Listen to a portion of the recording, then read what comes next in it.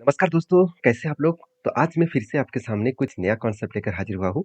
नया कॉन्सेप्ट का मतलब क्या है कि आज मैं कुछ कंपनीज़ के टेक्निकली चार्ट पैटर्न में नया तरीके से सिखाने वाला हूँ, तो वीडियो को पूरा लास्ट तक देखिएगा क्योंकि इस तरीके से टेक्निकली चार्ट पैटर्न आपको जब भी मिले, तो उसके ऊपर थोड़ा-सा रिसर्च करना, तो आपको बैक टेस्टिंग करना, आपको एक अच्छा खासा पॉजिटिव रिजल्ट मिलेगा। तो वीडियो को पूरा लास्ट तक देखिए और अभी तक आपने चैनल को सब्सक्राइब नहीं किया, तो ज़रूर कर लीजिएगा। कंटिन्यूअसली इन्फॉर्मेशन और अपडेट्स इसी चैनल के माध्यम से आपको मिलता रहेंगे। तो फर्स्ट जो कंपनी है जिसके बारे में चर्चा करूँ उसका नाम है येस बैंक।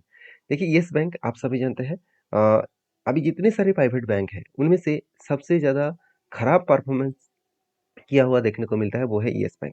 क्योंकि देखिए येस बैंक एक टाइम 400 में चल रहा था और उस 400 से 4 रुपये तक आ गए थे। तो मतलब कितने लंबा एक क्रैश हुआ, कितने लंबा एक गिरावट का माहौल दिखा, आप सोच सकते हैं।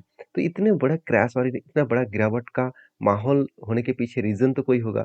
हाँ, बिल्कुल रीज़न है। इसका जो मतलब सीईओ था और मतलब इसका जो मैनेजमेंट में राणा कपूर जी थे, उन्होंने इस कंपनी की हालत ही बिगाड़ दी है। मतलब इस कंपनी को पूरा का पूरा खत्म करके रख दिए थे। क्योंकि उसका मैनेजमेंट इतना घटिया था कि उन्होंने बहुत ज़्यादा लोन तो दूसरों को दे दिया, मगर वही लोगों को लोन दिया जो वापस नहीं कर पाएँगे। तो इसलिए इसका एनपीए इतना बढ़ गए थे कि जिसके चलते कंपनी ₹400 से ₹4 तक आ गया था। तो सोचिए एनपीए कितना बढ़ गया था, वो मैं आपको एक बार झलक दिखा दूँ।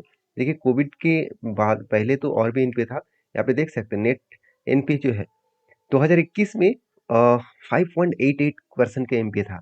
उसके बाद 5.78 उसके बाद धीरे-धीरे करके कम होता गया और जब राणा कपूर जी को मैनेजमेंट से हटाया गया, तब इस कंपनी के ऊपर सारे चीज़ शुद्ध मतलब ठीक-ठाक होता हुआ देखने को मिले।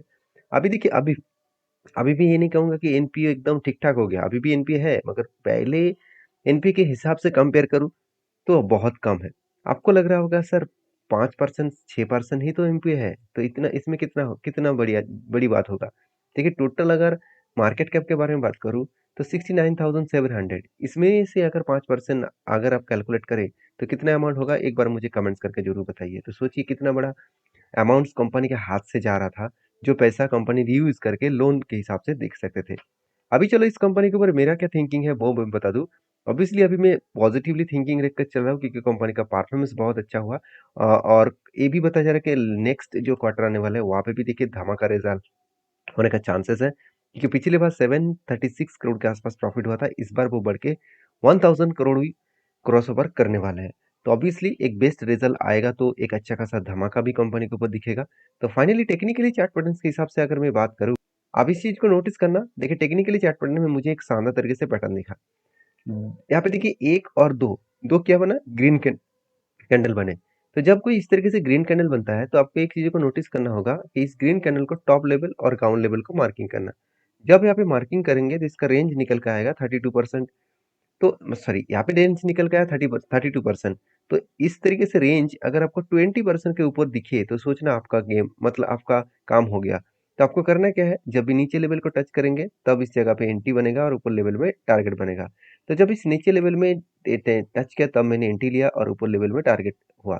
देखिए आप इस पैटर्न्स को फॉलो करके डायरेक्टली कल ही जाकर बाई सेल मत कर लेना, क्योंकि ये मेरा खुद का रिस्क है, खुद का मैनेजमेंट के मतलब खुद में फंड को मैनेज करके काम कर रहा हूँ। आप इस तरीके से काम करना चाहते हैं, पहले आप बैक टेस्टिंग करिए। बैक टेस्टिंग का मतलब है प्रीवियस का इसी तरीके से कोई पैटर्न्स बना था, अगर वो बना था तो किस लेवल में बना था, उस टाइम क्या फंडामेंटल सही थे, उसको थोड़ा-सा आपको मेहनत करना पड़ेगा, उसके बाद काम करना है। देखिए, कोई भी किसी कंपनीज़ के ऊपर ब्लाइंडली किसी ने कुछ बता दिया, उसको देखकर आप काम कर रहे हैं, तो आप गलत कर रहे हैं मेरे हिसाब से। क्योंकि हर किसी का अलग-अलग पॉइंट ऑफ व्यू से अलग-अलग व्यू है, तो उस व्यू से वो काम कर रहे हैं। आपको थोड़ा-सा मेहनत करना पड़ेगा। आपको मैं बार-बार बोलता हूँ अगर मार्केट से पैसा कमाना है, तो आपको हर दिन 1 घंटा देना पड़ेगा। एटलीस्ट 1 घंटा दें। जो लोग बता रहे हैं कि 10-15 मिनट में हो जाएगा, मैं उसमें सहमत नहीं हूँ।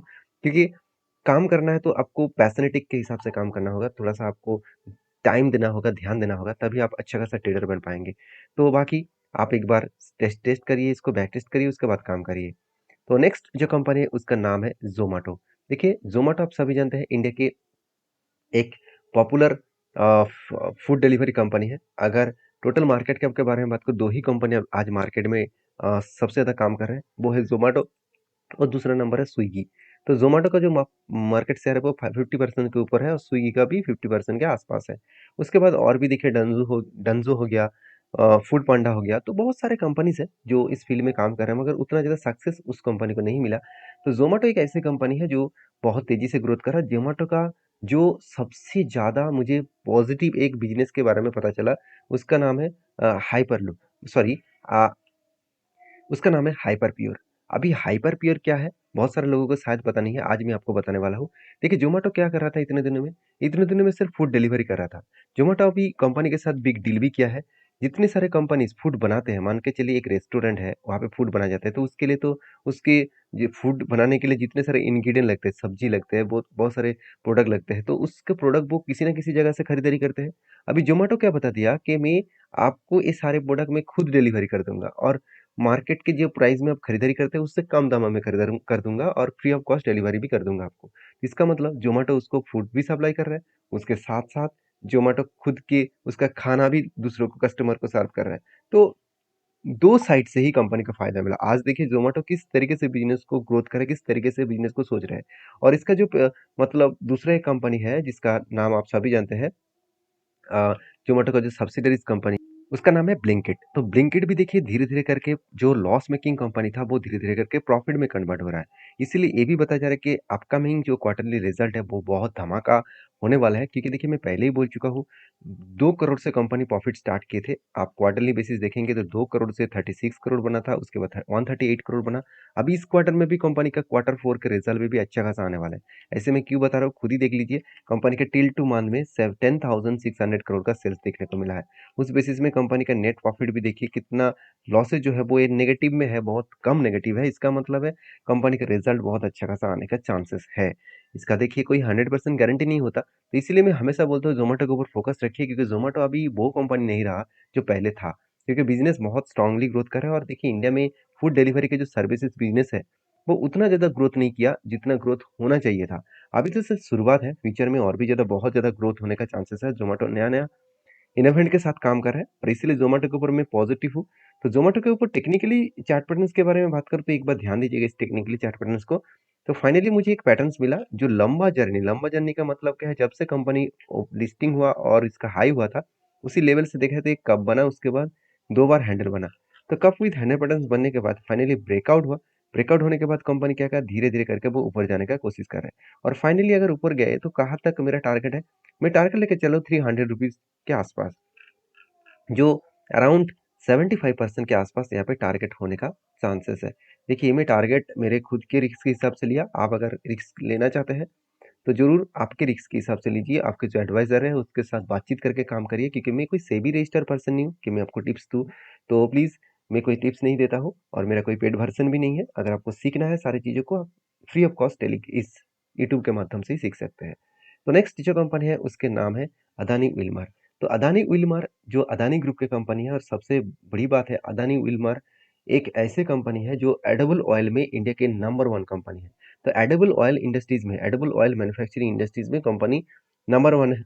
नंबर 1 है। सबसे बड़ी बात है company is joint venture between Adani and Wilmer. देखिए बहुत सारे लोगों को ये नहीं पता है कि अदानी विल्मर बहुत सारे लोगों को यही पता था कि अदानी विल्मर अदानी ग्रुप की कंपनी है। बिल्कुल नहीं, 50-50% का मार्केट शेयर है दोनों के पास।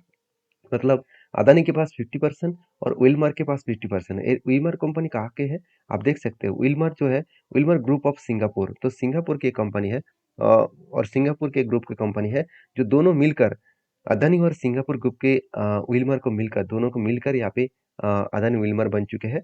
तो बेसिकली एक बार एक बातचीत भी देखने को मिला था कि अदानी खुद के जो 50% स्टेक है वो बेचने वाला है।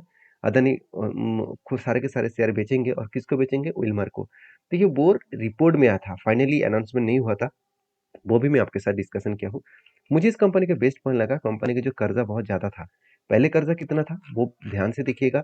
पहले कंपनी का कर्जा जो था 0.65 के आसपास, और आज कितना है 0.27% के आसपास। मतलब डेब्ट जो है बहुत हद तक कंपनी कम किया है। अदानी जिस तरीके से खुद के बिजनेस को रिप्रेजेंट कर रहे हैं, वो हर किसी को देखकर सीखना चाहिए। जो लोग बिजनेस कर रहे थे, बिजनेस लॉसेस में था और बहुत ज़्यादा नेगेटिव में था, आज अदानी ग्रुप को देखकर सीख सकते हैं, क्योंकि अदानी के ऊपर इतना बड़ा झटका लगने के बाद, पहले तो कोविड का झटका था, उसके बाद हिंडनबर्ग की झटका लगा। 2 झटका कंपनी ने मतलब सहा, और उसके बाद आज दोनों झटके सहने के बाद भी कंपनी आज टॉप रैंकिंग में है। तो इसीलिए मैं बार-बार बोलता हूँ अदानी ग्रुप बहुत बेस्ट कंपनी है। और अदानी विल्मर के जो परफॉर्मेंस है, वो इस बार कंपनी का लास्ट टिल 2 मंथ में प्रॉफिटेबिलिटी जो जिस तरीके से देखने को मिला है, मुझे लग रहा है थोड़ा-सा करेक्शन और थोड़ा-सा चेंजेस यहाँ पे हो सकते हैं। बाकी इस कंपनी के ऊपर जो राय है आपका, ज़रूर मैं डिस्कशन करने के लिए कहूँगा टेल मतलब कमेंट बार में।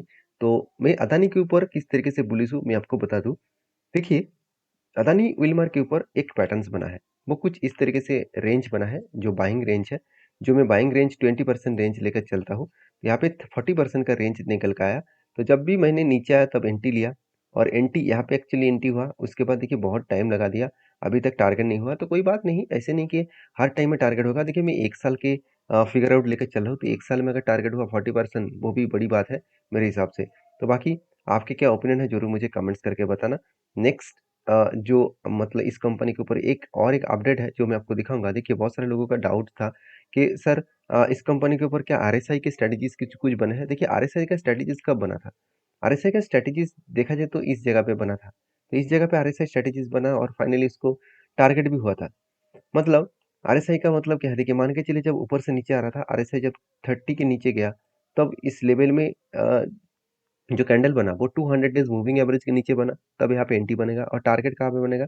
जब आरएसआई 70 के ऊपर जाएगा, तब इसका टारगेट बनेगा, चाहे वो 200 के ऊपर रहे ना रहे। उसी तरीके से देखिए, आरएसआई फिर से वो नीचे आ रहा है, मुझे लग रहा है आरएसआई फिर से वो 30 को टच करने वाला है। और टच करेंगे तो यहाँ पे फिर से एक रेंज और लेवल बन सकता है। तो बाकी आपकी क्या राय है इस कंपनी के ऊपर, जरूर कमेंट्स करके बताना। नेक्स्ट जो कंपनी है उसके बारे में बात करूँ, उसका नाम है इंटीग्रेटेड इंडस्ट्रीज लिमिटेड। तो इंटीग्रेटेड इंडस्ट्रीज लिमिटेड जो 600 करोड़ का कंपनी है, हाई रिस्क कंपनी है। और मैं पहले ही आपको जरूर एक बात कहना चाहूँगा इस कंपनी के ऊपर। मेरे पास कंपनी के एक भी हिस्सेदारी नहीं है। मैं सिर्फ एक अपडेट देने देने के लिए आपको इस कंपनी के बारे में चर्चा कर रहा हूँ। वो अपडेट है बोनस का। तो जो लोग बोनस पाना चाहते हैं इस कंपनी के ऊपर, एक बार स्टडी करिए। आपको जो एडवाइजर है उसके साथ बातचीत करिए, उसके बाद काम करिए, क्योंकि एक के बाद एक बोनस आपको मिलेगा।